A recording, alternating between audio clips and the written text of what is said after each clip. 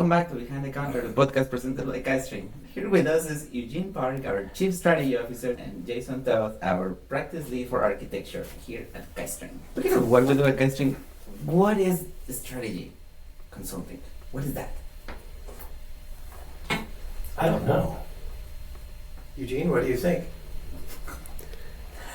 I think I want to hear your opinion. I think someone who has a chief in front of that word in their title ought to have a pretty good idea of that. Should be able to answer that question. So that means I can't toss it back to you. That's correct. That was my plan. So for me, strategy for Kitestring is helping retailers understand where they want to go long term and what's the best path to get there. So, how is that just not expensive storytelling? Because a lot of retailers have learned and have worked with a lot of consultants over time, and they get burned whenever the consultants, present a nice, pretty picture, but at the time of delivery, nothing comes to reality. Yeah, I love storytelling. Storytelling makes a whole lot of sense and really contextualizes it for people. Mm-hmm. For me, it's not, storytelling stops there. Now, strategy is kind of like a framework to help decide what's the right thing to do versus what's the wrong thing to do. We're not going to be able to predict the entire future, Sure. but at least it gives them a framework to sit there and say, here's the filters of what makes sense, here's the filters of what doesn't make sense in their tactics. Okay. And what we bring to the table around that is perspective. We have perspective. Storytelling, I get the challenge around storytelling. Eugene tries. Storytelling is one tool, and as a consultant, you better be pretty good at storytelling. Mm-hmm. You better be able to communicate an idea clearly and tell a compelling story around it, or you're probably not in the right position. But the thing about strategy that we do is we offer perspective. We realized that a lot of these things that we've gone through, the different retailers that we've done them many times. So if you take out our most famous example, changing out your point of sale system. Mm-hmm. If you're a retailer, you may do that every 15 years or longer, depending on what your point of sale is. Because of the different experiences we've had at the different retailers, we've done that a lot of times. We know where the pain points are, we know where the gotchas are, and we know some of the good that can come out of it too. Mm-hmm. So when we do strategy of these, that's the perspective we can give. We can say, hey, you know what? We've done that at scale. We've done that globally. We've done that already. Here are things that we can learn.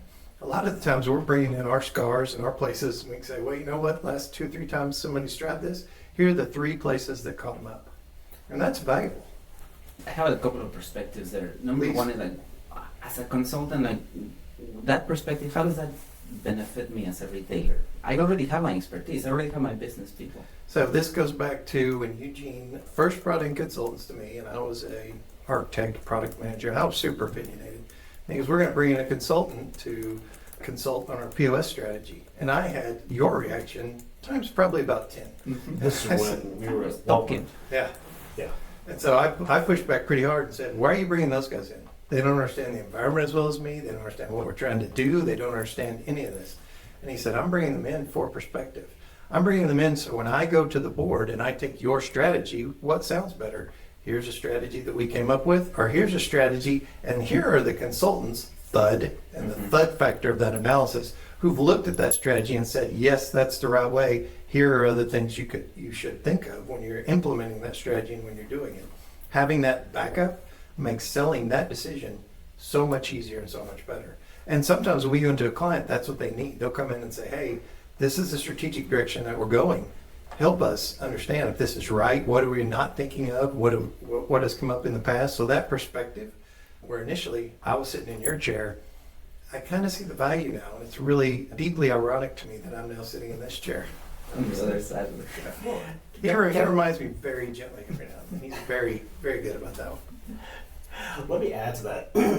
When Jason and I were at Walmart, we were sitting on the side of the client. Mm-hmm. We brought in consultants. Our perspective was, we know Walmart, we know where we're going, we know what's important to us, what's important to our customers. We didn't have that broader industry perspective outside of just what we knew. Mm-hmm. We had some intelligence about what some of our competitors were doing, but I really wanted someone that had seen 20 of our competitors and said, here's what people are doing. Now that we're on the other side, on the consulting side, I keep having clients come to me and saying, you've seen 20 other of my competitors, what are they doing? And I sit there and I struggle with that because As Walmart, I knew, as a Walmart leader, I knew that I didn't know everything in the world. As a consultant, all of a sudden, I don't all of a sudden know everything in the world. But I have another perspective that that client is looking for. And so in either situation, I like hearing the voice of my consultants as well as the voice of my clients. And so that to me makes us better as a team. So from the client side, like, CIOs do not need advisors. They just need execution partners. Mm, I wouldn't say that. One of the things that was an eye-opener for me, one of the things about this job that's been really interesting is we talk to a lot of executives. When we go and do a selection study, we interview the executives, we pull out their insights. One of the things that a CIO said to us early on is he pulled us in his office, he said, hey, point of sale, swapping out your point of sale system. He goes, that's a CIO killer job. And this is a CIO telling me this. And I stopped and thought of it. I thought, he's not wrong. They're making a massive bet. And again, I like small bet innovation. So a massive bet is a risk. So if you start looking at it from the risk perspective, what's the risk of this decision? It's a high risk decision. Right. What can I do to de-risk this decision? Get some perspective. That's the value we bring to the CIO. He doesn't necessarily need advisors, but he does need that perspective, and he does need some of that viewpoint to help him, to help him make that decision. And again, just like Eugene said, a lot of times he'll have a phenomenal team. We go into great retail teams all the time. Have a phenomenal team, and we've heard this, we only know what we know. They know what's in front of them, and they know how to knock down that wall, and they know how to get that done. And you need that. To your point, you need good executors. But sometimes I need some perspective on, is this the right decision? Is this the right move? Or should I be thinking about it a different way? That's where we have to come in and tell a story sometimes to get that point across. Help them get out of their box. Because one question that I think about, and you all were mentioning these conversations back in Walmart and now even, what comes first, technology or strategy? What drives what? So that's a fascinating question. I would say 20 years ago, it was obviously strategy or business process drives technology. Okay. I think that's still the case for the most part. However, we've seen a lot of transformation in the last few years where if you think about corporate strategy, there's a question around part of the strategy is how do we become more efficient? Technology plays very heavily into that. Yep. Another part of it is how do we increase our revenue and how do we reach our customers better? Technology plays a huge part in that as well. I think in every aspect. The third area is risk. How do I reduce corporate risk? If I think about PCI risk, if I think about compliance risk, audit risk, all of this facilitated and helped by technology. And so I've seen a number of CIOs that have sort of taken on the seat of chief strategy officer. Because the question isn't so much what are we doing with our stores. It is more, it's still that, but it's also the concept of how are we using technology to reach more customers, to get to know our customers better, to predict risk ahead of time. And I think especially with AI, that's going to become even a bigger topic for us. And so I think there's a balance between the strategy and the technology. I like the balance, but I'll say this, the technology is the tool. And if your strategy is etched in stone so much that a new tool breaks your strategy, you probably have the wrong strategy. And so you need a strategy that's flexible enough in your environment to deal with the rate of change. And honestly, as Eugene said, the rate of change 20 years ago is not like it is today. The rate of change is only increasing. So any strategy you have that's disrupted by the new tool, you really need to think about that strategy. You really need to think about where you're going to focus and what bets you're going to make. And are you betting on a very specific tool working in a very specific way for a very long time? That's a strategy that would kind of raise some flags with me. And I'll use payments as an example. Payments is a great example of this. 20 years ago, you'd lock in your payment rates, you'd get your best deal, and then you'd go brag to all your buddies about how we have a phenomenal deal on payments. And that was a way to run payments. If you look at the payments industry today, it is nothing but chaos and change. There's new PCI rules, there's new payment players, there's payment gateways, there's new ways to do them, and that change isn't going to slow down. We're going to have agentic AI coming into that space, agentic agents doing payments and working on pieces of those. So if your strategy is tied to locking something in and leaving it on a shelf in the wrong area, that's going to be really risky. As Eugene said, we deal in risk. We deal in how can we de-risk this? What are the risks of doing this? Risk is a major part of consulting at that level. And so I would say if your strategy cannot handle that, that's a risk. It sounds also like a lot of the companies that have had good technology 5 years, 10 years ago, the strategy that they had at the time might not be contemporary or current today. So they probably need to start rethinking those strategies, especially at the speed in which technology is changing 100%. nowadays. 100%. So, and how do you, sorry, go ahead. No, go ahead. Well, we have selection studies, we do selection studies. Mhm. Where do they play a part in this change of selecting technology, or maybe think of different strategies? So when we do a selection study, that pulls it all together for us. I'm trying to do a lot of things in a selection study. First thing I'm trying to do in a selection study, and this will be strange, I'm trying to get buy-in across that company, across that retailer, across that organization. I want that whole team bought into that decision. Okay. Everybody from the people in the store, I always start in the store, because if it doesn't work in the store, it's not going to work. Everybody from the store, up through the layers of management, up through the different services, up to the executives. They all have to feel like they've got skin in that game to make that successful. Okay. So, when you talk about a selection study, I'm not doing a selection study just for the CIO. I'm not doing a selection study just for the cashier. I'm doing it across those. And so our selection study process, that's why we do it that way, to get the most buy-in from the most people in the most areas of the organization. You could do, the technology on a selection study. We could pull everybody in a room in 2 weeks and evaluate the technology. That's not what I'm trying to do. I'm trying to get the best fit for that company and a partner who can change with them. I'm not trying to get a perfect point-in-time solution for them. I'm trying to get somebody that's going to grow and change with that company. And so that matching that up is what I'm looking for. I would add to that it's not just the selection studies, but it's the roadmaps. Do we have an architecture, or are we growing into an architecture that is flexible enough to change if any strategy comes up? 2 years ago, I was having dinner with a CIO, and his question to me was, how's AI going to change what we do? And my answer to him was, I don't know. At the time, I was using AI on a regular, almost daily basis, once or twice a day. It's 2 years ago. Today, I use it probably every 15 minutes, except during this hour because you're quizzing me without. In reality, we all are AI. These are AI avatars, though. And so I told him, I don't know, because this whole AI world was changing so fast, and even now it's still changing so fast. I saw a newscast this past weekend where the fellow was talking about, do we need a neutral governing body, kind of like the Federal Reserve for AI, that is not tied to a specific government? So much of this is changing. The question is, do you have an architecture that's going to support you when that great idea comes up 5 or 10 years from now? And that's where we have to go to. And I love that answer. I'm going to tag on to that. When Tim and I locked ourselves in a room and started just hammering out what we thought a next-gen point of sale would look like, one of the big things we looked at was rate of change. If you have a product that is good at a point in time, okay, well, a point in time passes, it's gone just like that. I need a product that moves with me and can grow with me and change with me. I don't want a point in time solution.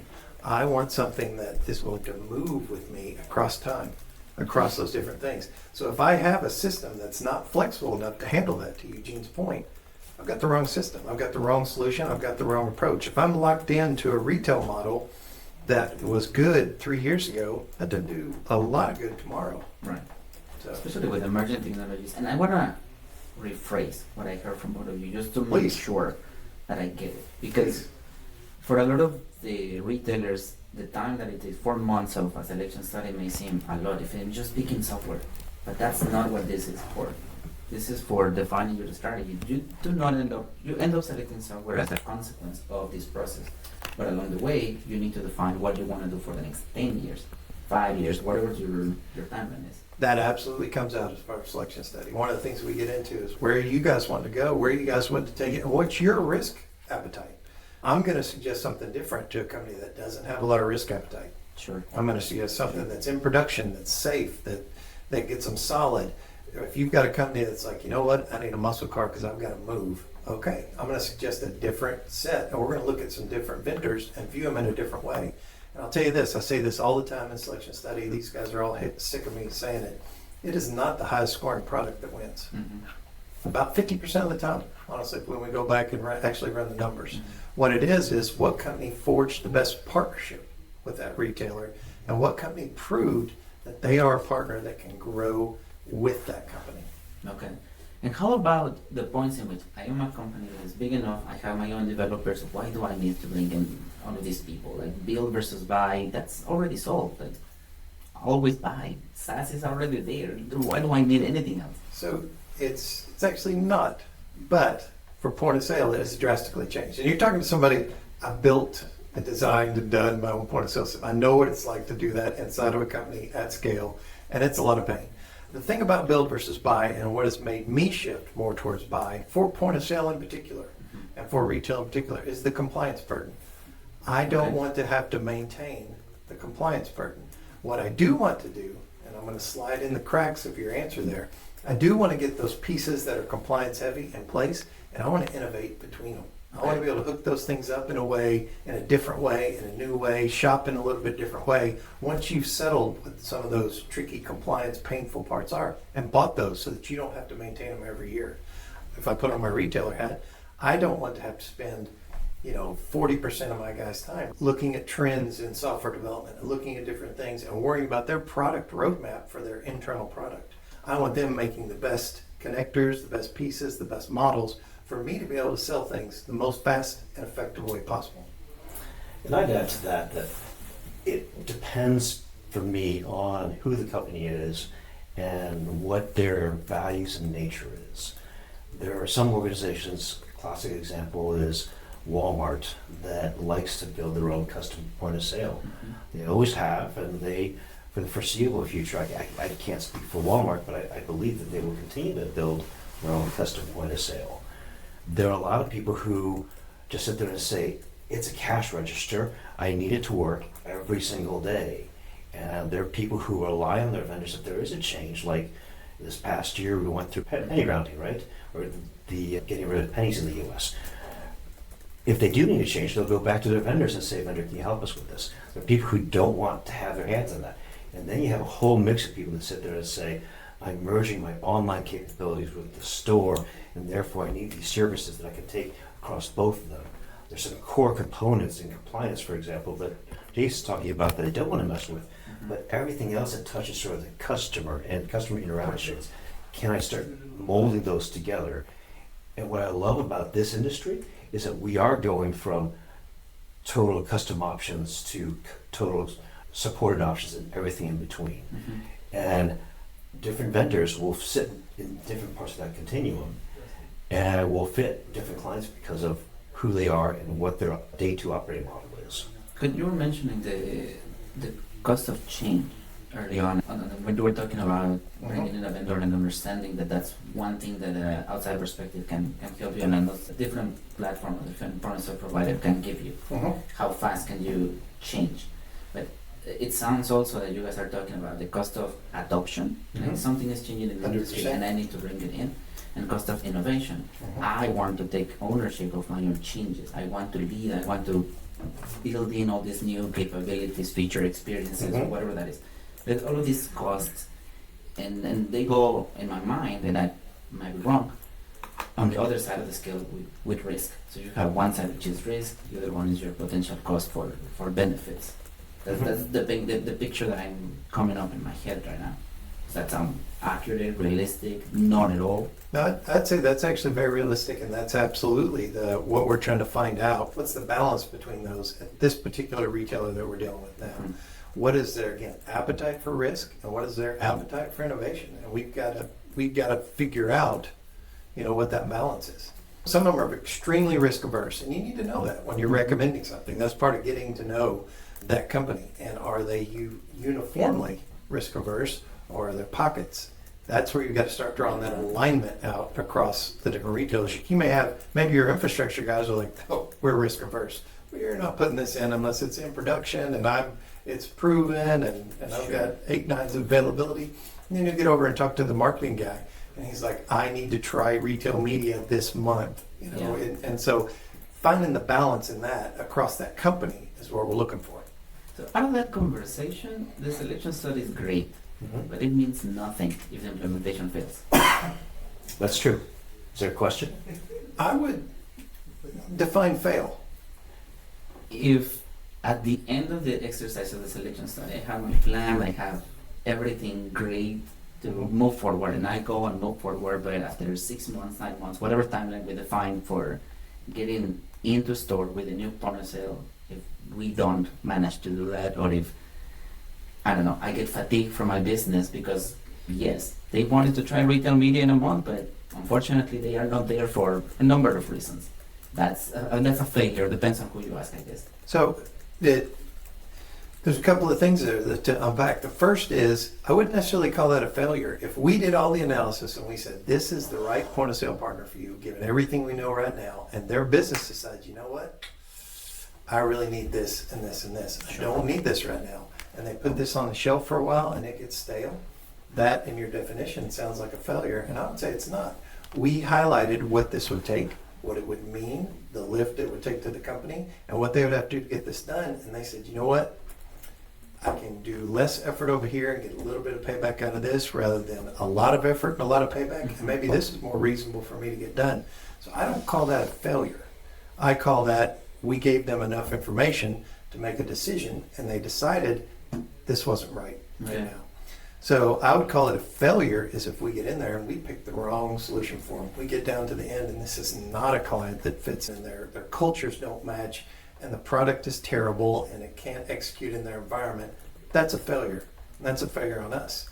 But there's a lot of reasons you can decide not to do this or decide to put this off or decide different things about it once you have this information on the table. Because what we do is we clarify all those risks and say, okay, here's what this is going to take, and here's what it really means to you. Do you really want to go through with that now? That's another decision point that you have. And now you've made it with a lot more information. So there's so many places I want to go with that question you just asked, with Jason's response. First off, there's the selection study and then there's the implementation. There's a lot of reasons why implementation stop or pause. We'll get into that. The selection process, though, what we often see is that we'll sit there and say, product A, you have product A through D, 4 products, for example. And based on what we know of the company, of their values, of where they're going, of what they want to do from supportability, their risk aversion, we'll sit there and say, hey, if I were in your shoes, and based on all these scores, it seems like the right answer after all this analysis is A. And they say, well, we really want B. Our answer to that is understood.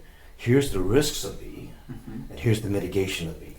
And we'll very often, because there's never a single perfect answer. Sure. So for A through D, we'll sit there and say, here's the good things about it, here's the risks about it, and here's how we or you mitigate those risks as we go into implementation.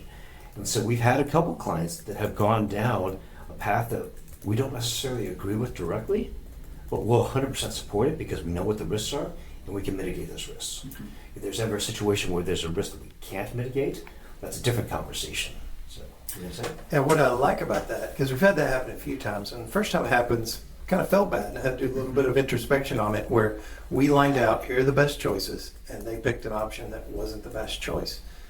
What I realized through that, though, is going through those options, that really was the best choice for them. That was where their heads were. They needed to see these other options in order to understand that that was the best choice for them. So that information that Eugene is talking about, here are the risks of going with that option, that's even more valuable in that situation. So if you go with something that's experimental and new and a startup, well, here's the things you need to consider when going through that. That is actually more valuable at that point. And the other thing is, I don't call that a failure of a selection study if they don't pick the best product. Because if I go across that company and I create that alignment and all the company aligns on this one and I don't like that option, that's a win. I've created alignment in that company, right? Or we've uncovered alignment. We didn't create that alignment, but we uncovered it and got them all pointed the same direction. Pointed the same direction is huge. So that, to me, I don't consider that a failure. I work in projects where it's a lot easier. Well, I have worked in both sides. Projects in which everyone is on the same page and it's easier to have conversations because everyone understands what's the long-term goal. doesn't matter who it is, from development all the way up to executives. Right. And projects in which I have to battle all the way as upstream every single step of the way. Yeah, Every it's single exhausting. step. Yes. And I would consider those projects a failure from the go because of that, because of the missing alignment, because of the fact that you have a team that is very passionate on what they're doing, but they cannot deliver the best of the product because they are fighting every single time. Deadlines go beyond anything humanly possible, contracts get die. It's like all kinds of, apocalyptic scenarios there on technology because of that lack of alignment. And the other thing about that is perspective. I mean, we do have a very wide perspective. We've worked with a lot of these companies in a lot of different situations. But when I go into this retailer, I haven't worked at this retailer with that company. I don't know what their history and their relationship is. I don't know if they're a trusted vendor all the way up. And we're showing that out. And that's important. That history and that relationship, it's all about relationships when you get there. And I need them to have that perspective. So I don't want to come and bulldoze them with, this is the most shiniest technology. I want to get the best partner for them. And so I need them to come with that perspective. And regarding the partners, like we work with a lot of companies. So someone might say that vendor neutrality is a myth. Like we cannot be fully unbiased on our recommendations and our selections. What do you think about that? So, I'm not a big fan of analogies, but I'm going to use an analogy here. Okay. Here we go. I'm excited. I really love driving Audis. They're one of my favorite cars. I gotta tell you, I really love driving BMWs. My next car is probably going to be a F-150 or a Toyota Tundra. Okay. A pickup. I really like SUVs. And believe it or not, I actually like minivans too. All for different reasons, You right? can picture Eugene as a soccer dad This, going around. this and kind of matches up with your food strategy. So I'm getting some good alignment there for you. So go. So, like, minivan, I can stuff everyone and everything in there. Right. My truck, I can like throw 4x8 plywood in there and just not worry about it. I can throw propane tanks back there, not worry about it. I like driving fast. That's why I like driving BMWs and Audis. There are different values and different things that I value in each one of them. If I look at all the point of sale vendors, they're all great partners. They all have great products, not all of them, but the ones we work with on a regular basis all have great products. And different vendors match what the client needs from a partnership standpoint. Partnership's not just about a technology, like we talked about. It is a technology, it is the support model, it is the responsiveness, it is the day two support, it is the financial viability of the company. It's great if they're great people and a great product, but if they go to business 6 months from now, that's not a great partnership. So we have to take into account all those things. So vendor neutrality, I like to say, I know as much as I can, or I want to learn as much as I can about the entire market, to understand who all the players are, and I want to get updates from them all very regularly so I can represent all of them the best and figure out who matches partnerships the best. Especially because for retailers, it's probably the first time that they talk with these point of sale providers, especially if they have their Sometimes. legacy system and they may have heard about this company, but they've never had an interaction with them. So how does Kitestring manage to translate or communicate that transparency to the retailers? So they know, like, yeah, these guys are the objective ones. So we do that a couple of ways. First thing I do, specifically with selection studies, our RFP process kind of draws that out. We have questions on there that, again, are designed for the provider to be able to show out a little bit. We want them to show off their system. And I want, in every selection study I do, if we have 4, if we have 5, I want 5 awesome systems in there. I want 5 different, really cool approaches to that problem. Maybe one of them has thought of something really amazing for that. Maybe it hasn't. So I think it's good to have that variety. But that's what I'm trying to pull out. Getting back to your neutrality question, though, the reason that I want to be neutral is I want to play with all 5. I want all 5 to have the best possible showing. They're cool technology. I mean, you know this. We've talked about this. We've played with different systems going, oh, well, that one does this really well, and I want to do that. Oh, well, this one does all these things really well, and I want to do that. That's what we're trying to draw out, and that's what we're trying to get out of these companies and in front of the retailer where they can consume it in a way that helps them make a decision. Okay. And we talk about AI. and AI playing a part in decision making. You mentioned now your work with AI is every 15 minutes. We all are doing that. We're figuring out the best way to bring AI into day-to-day life. Yep. AI is going to make consultants obsolete. Yes, no, thoughts?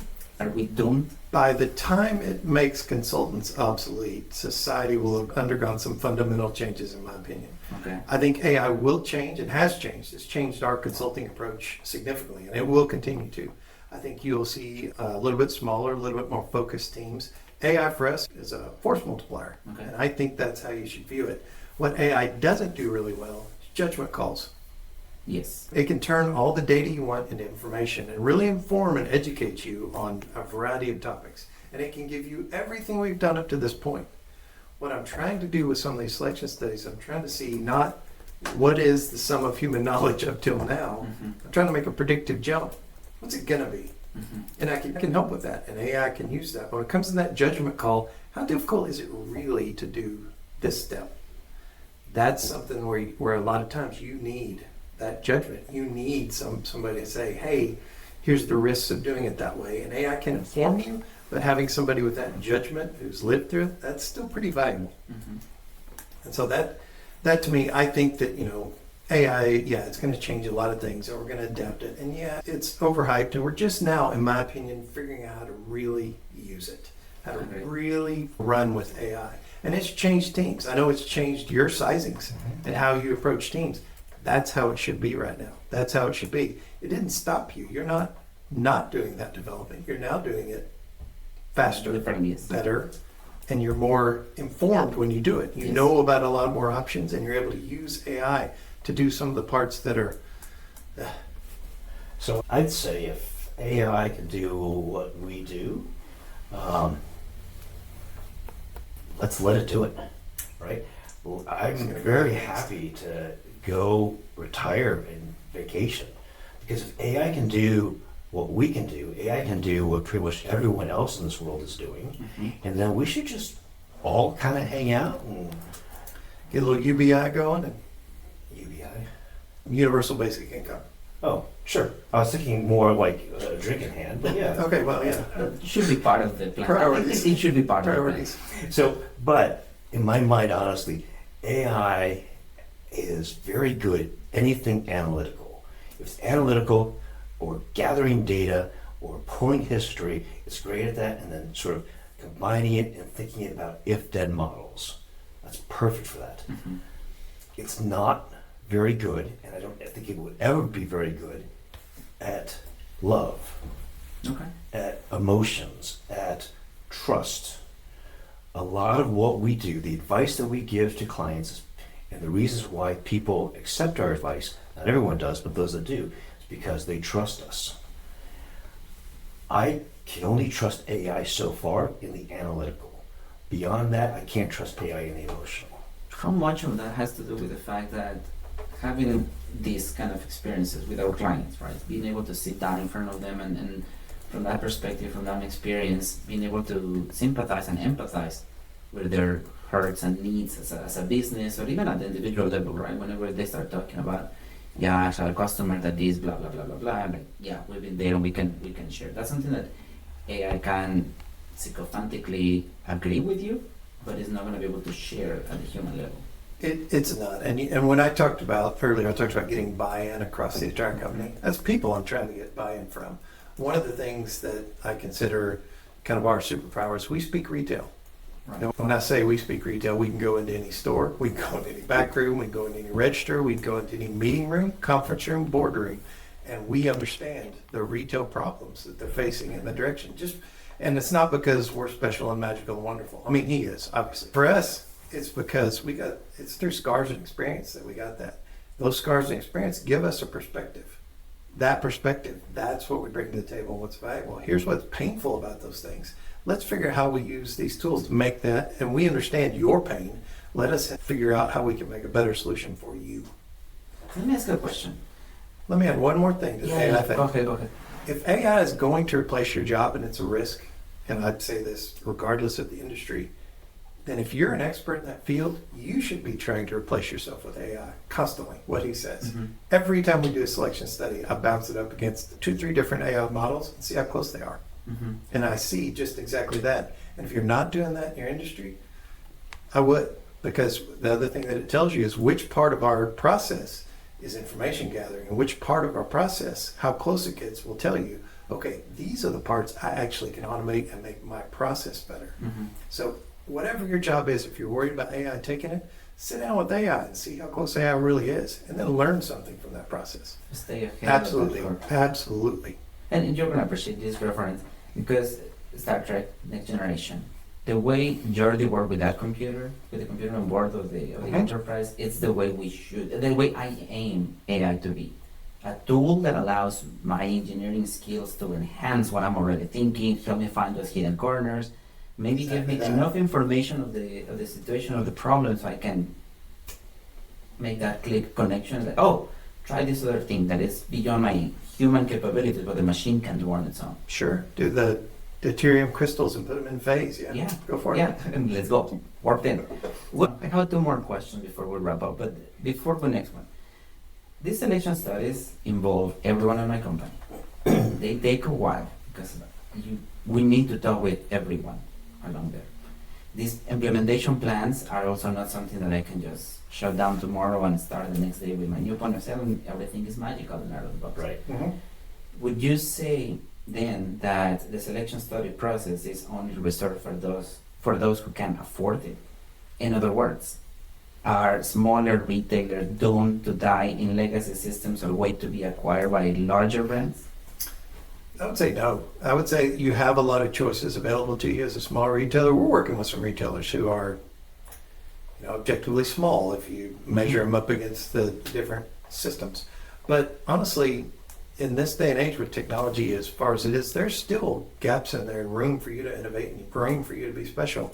And I wouldn't consider a retailer of any size necessarily locked in. Your options change. Sure. And what you get to do, what you can do, and what you want to do change. But that changes with every size of retailer. If you think about a retailer when they hit 50 stores, that's very different than a retailer that has 5 stores. What their needs are, what they need to automate, how it needs to work. You take that same retailer and you get 100 stores. Boy, if you don't have centralized management, if you didn't get it at 50 you could probably dial into every store and check, right? Ish. Can you at 100? Can you at 400?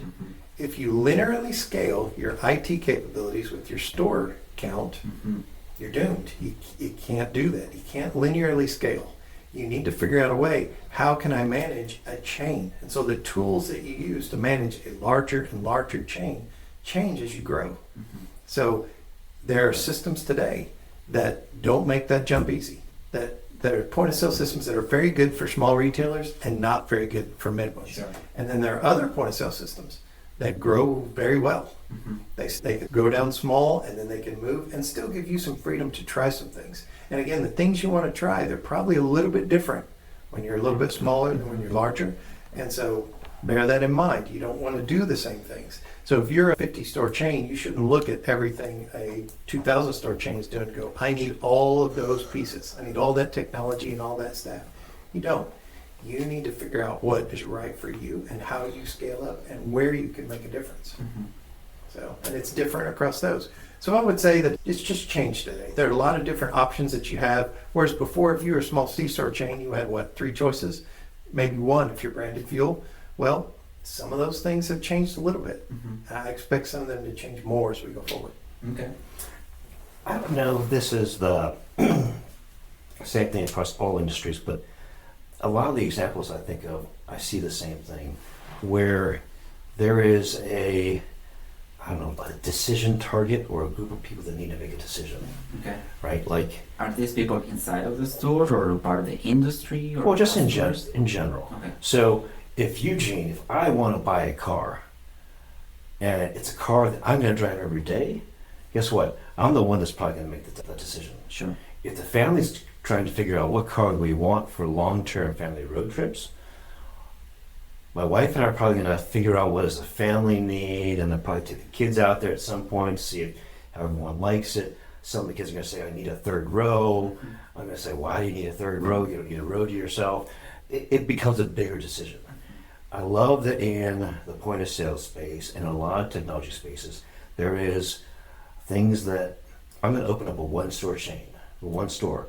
I can go to Square, I can go to Clover, I can go to any number of these point of sale systems that are consolidated across the industry.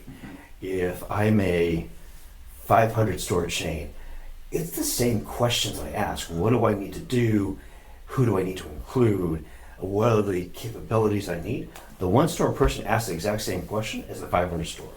It's the exact same questions that a Walmart asks. The question is how broad you ask that to. And how many people you need to involve to make that decision. Correct. As we were talking about scaling the IT groups, scaling the business, and there is a whole different organization chart there.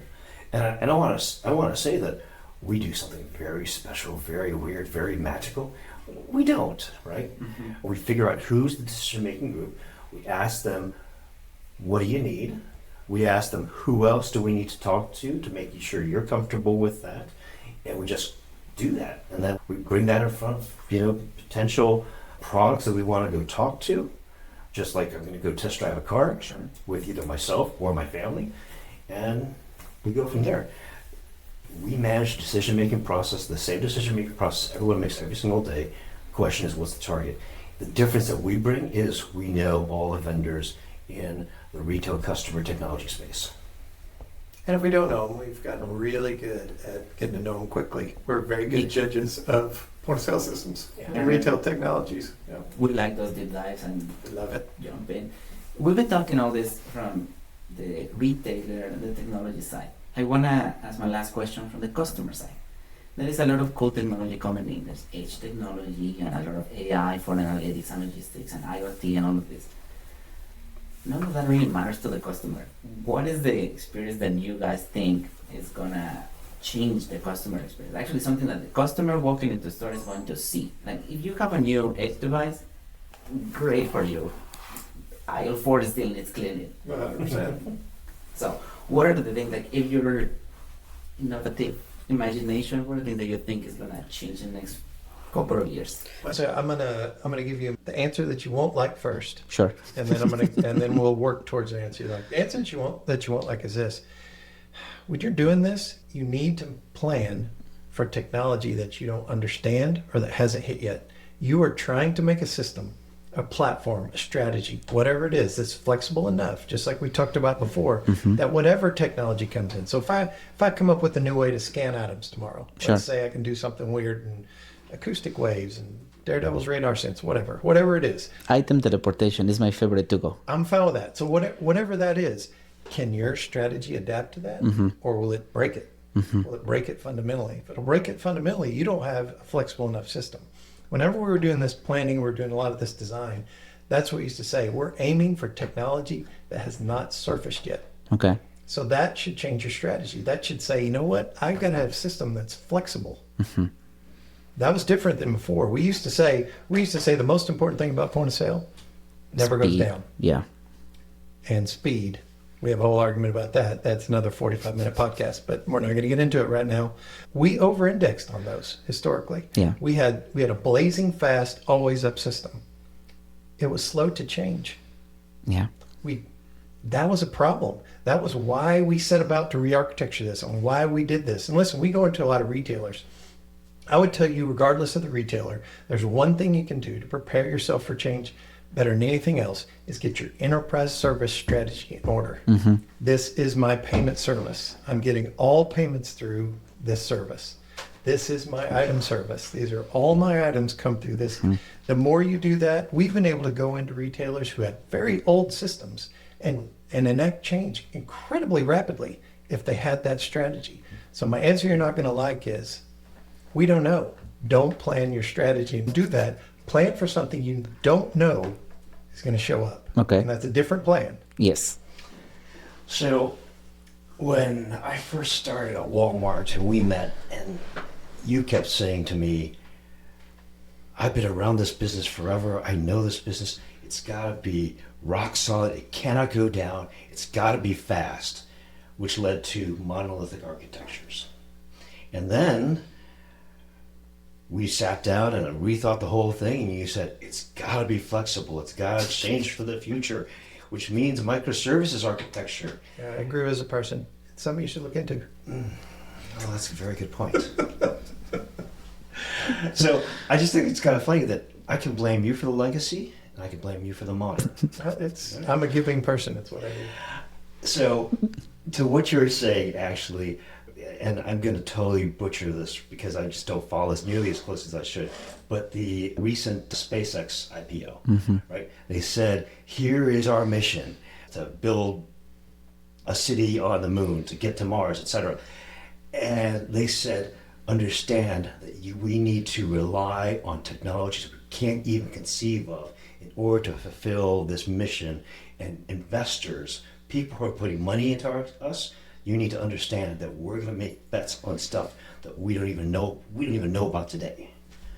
That's exactly what you're talking about. And I love that. There's so many things that are going to be coming at us that, we can't even predict right now. And if you had to make a prediction, what would that be? What are the things that you would like to see the stores to be in the future? Happy answer to your question. This is what you're looking for. Is I don't think, one of the big gaps I've seen is I don't think we've seen what loyalty is going to become.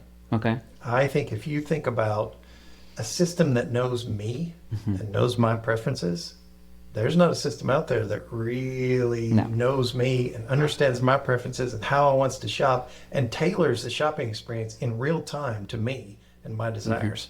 And when you think about that, there's so many things that we could do with that, so many directions we could take that. I mean, we had ideas back in the day. Why does the store not change when I walk in? There are signs, there are electronic things, there are things. Why does, when I walk into toys, why does my favorite toy not show up on the display? Why is it not highlighted? Why is there not lighting changes? Why is there not a change to me being here? A real loyalty system should let you do that. A real loyalty system that understands what you like, what your relationships are, what your relationships with products, with vendors, with your other family. If you start going down the loyalty path, what does really loyalty between me and this retailer mean? I don't think we've crossed some of those things that are really going to drastically change how you shop. And I think AI is going to play a huge part of that. And I think that the agentic things. And so, but the core of it is that loyalty system. What do they know about me? What do they need to know about me? What do I want them to know about me to give me a better shopping experience? We used to, back at Walmart, loyalty was a bad word. You couldn't do loyalty because it was not everyday low price. But what we could do is I could say, hey, here's something I can offer you to make your shopping experience a little bit better. Will you give me a little personal information? That back and forth, that's where we're going. How can I have a system that knows about me enough to where you can change the shopping experience and shopping flow and what I get out of shopping to get the most of my dollar? Because that's what you're trying to do. Yes. But you better know what I want. You better know how I want to see it. If you want me here, it better be in my favor. That change, that right there is going to get more chaotic as AI starts to come in and we start driving through all those things.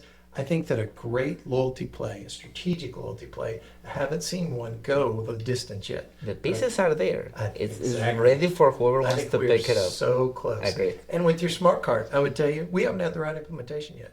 Every implementation I've seen of smart card has been terrible. That's me looking at it as an operator, looking at it as how I gotta use this thing.